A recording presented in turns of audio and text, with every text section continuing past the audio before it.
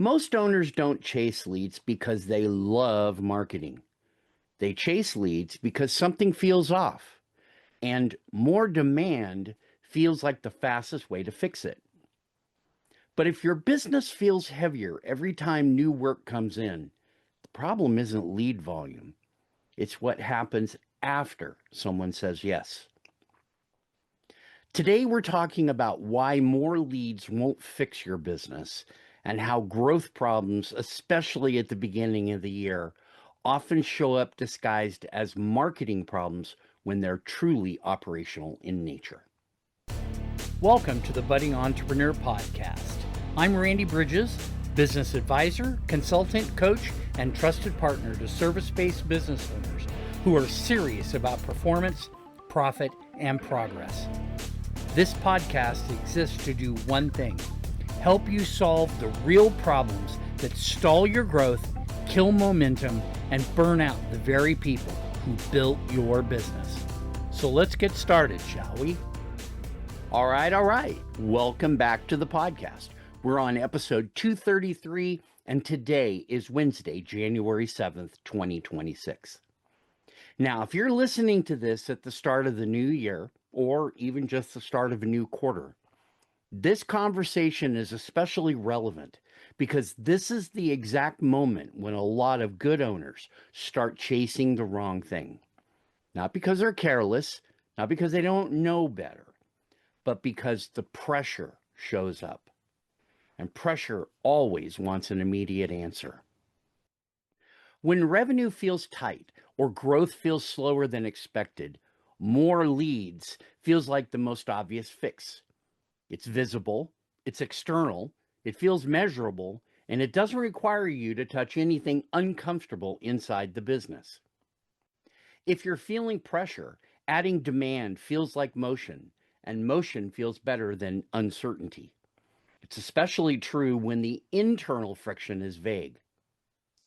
Now, you might not be able to name what's off, but you can turn up ads, tweak messaging, push referral conversations, or green light yet another campaign. That feels like forward progress. And to be clear, this isn't wrong behavior. It's understandable behavior. And most owners chase leads because operational problems don't announce themselves clearly. What often gets confused here is movement versus relief. You can move the business forward and still feel heavier. You can add demand and feel less in control. You can grow and feel like you're slipping backwards. That's the tension most owners can't quite explain. And this is the part most people don't expect. You add work, revenue ticks up, and instead of things calming down, they get harder. You're more involved, not less. Decisions come back to you. Teams are busy, but delivery feels uneven. Margin doesn't improve the way it should, and nothing is failing outright. Nothing feels clean either. And at some point, you start thinking, this should feel better than it does. And this is where frustration creeps in.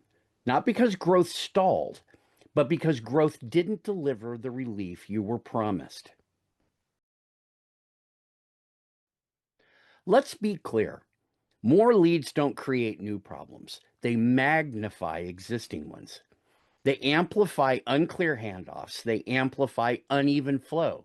They amplify reliance on the owner. Growth didn't break the business.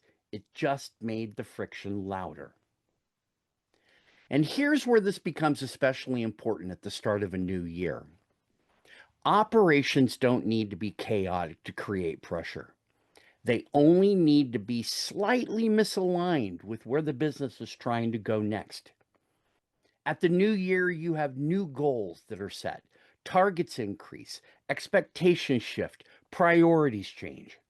But the internal sequence, how things actually move, often stays the same. The business worked last year, so nothing feels obviously broken. But now the lead is different, and that creates pressure. At first, that pressure is concentrated. You can feel where things are tight. But when you add more leads on top of that misalignment, something subtle happens. The pressure doesn't go away. In fact, it spreads. What was once a clear constraint becomes diffuse. Pressure shows up in fulfillment, in the team, in turnaround times, in quality conversations, in your own calendar. Nothing snaps, nothing explodes. It just becomes harder to tell where the real issue actually is. And once pressure diffuses like that, diagnosis gets much harder, which is why so many owners double down on the very thing that caused it: more demand. This is the moment where the question has to change. Not because someone told you to change it, but because the old question stops working.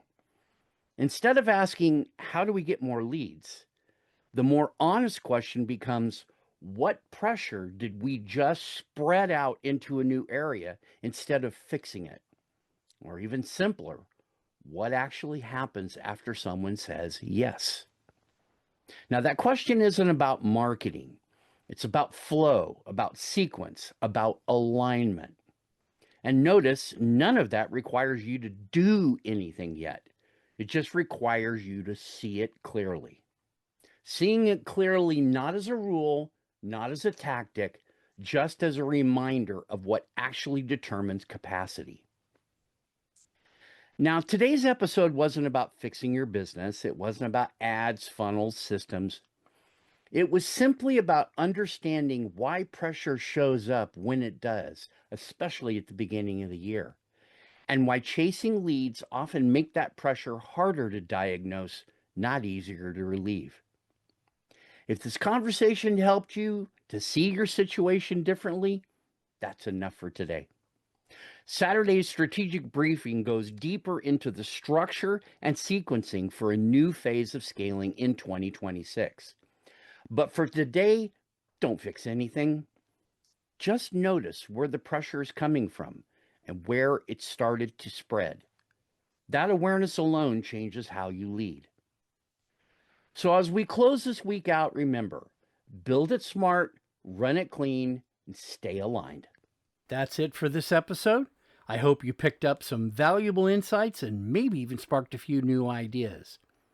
If you want to keep the conversation going or maybe even explore partnerships, don't hesitate to reach out. And hey, don't forget to subscribe, leave a review, and share this with someone who needs to hear it. The steps you take today could be the start of something big tomorrow. For the budding entrepreneur, I wish you the best in your health, your wealth, your business, your family, everything about you. Take care, and we'll see you back here next week.